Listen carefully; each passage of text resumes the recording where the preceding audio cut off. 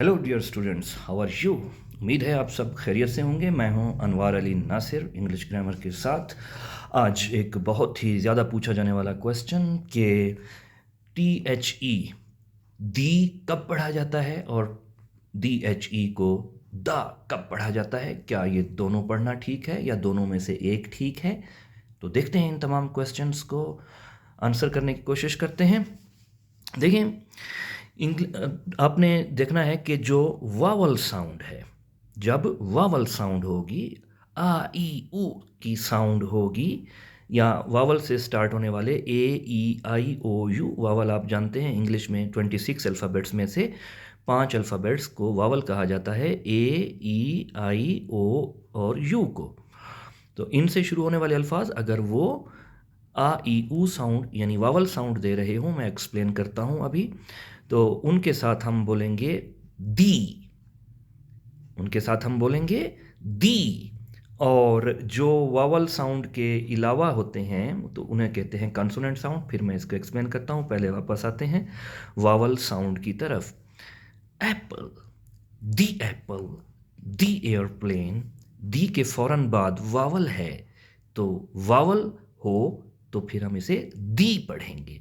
दी Apple, दी airplane, दी के आगे elephant, दी elephant, दी के आगे वावल ई, तो the egg, the igloo, the ink pot, the orange, the ox, the umbrella, the young, the honour, the our.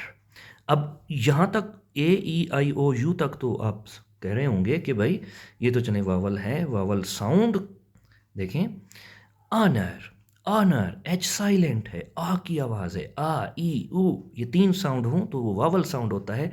और इसी तरह ये हावर नहीं होता है, ये आवर होता है, आ ई ऊ साउंड है तो दी आवर।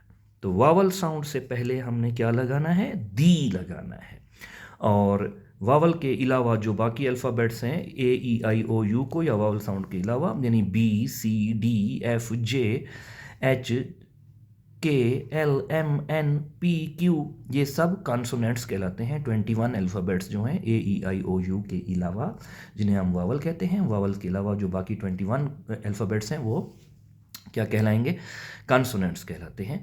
तो मसलन इनसे बी से जो स्टार्ट हो रहे हैं तो हम इन्हें पढ़ेंगे, कॉन्सोनेंट से जो स्टार्ट हो रहे हैं उनके साथ हम द बोलेंगे। The book, the banana, the cat, the cup, the dog, the drum, the fan, the flag, the jug, the jungle, the European, the university.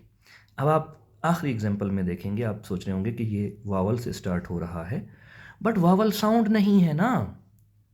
तो देखें कैसे, यूरोपियन, यूरोपियन, आ ई ऊ साउंड नहीं है, या है यूरोपियन।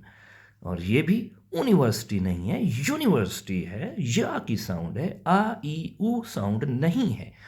तो ये वावल साउंड नहीं है, कॉन्सोनेंट साउंड है। तो फिर हम के साथ कॉन्सोनेंट साउंड के साथ द, कॉन्सोनेंट साउंड हो तो द, वावल साउंड हो तो दी। अब हम देखते हैं कि कुछ प्रैक्टिस के इन जुमलों को स्पीकिंग में कैसे कहा जाएगा।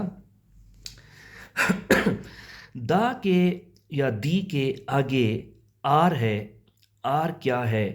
कॉन्सोनेंट है, कॉन्सोनेंट के साथ the. The right way is the या दी ओनली वे। अब ओनली, ओ, आ ई ओ साउंड है, वावल साउंड है, तो वावल साउंड से पहले हम दी पढ़ेंगे। तो ये होगा द और ये होगा the. The right way is the only way. Next, it is the या it is the honourable thing to do. The से या दी से आगे वावल साउंड है या कॉन्सोनेंट साउंड है। अब ये हॉनरेबल नहीं है, ये ऑनरेबल है, आ ई ऊ साउंड है, ऑनरेबल, आ ई ऊ साउंड। आ ई ऊ साउंड को वावल साउंड कहते हैं, और वावल साउंड से पहले फिर हम क्या बोलेंगे? The. It is the honourable thing to do. Next, we visited the या दी यूनिवर्सिटी यस्टरडे। द या दी के आगे हमने साउंड चेक करनी है, ये यूनिवर्सिटी है या यूनिवर्सिटी है। तो ये यूनिवर्सिटी नहीं है, ये यूनिवर्सिटी है, और ये यू की आवाज़ दे रहा है जो कि वावल साउंड नहीं है।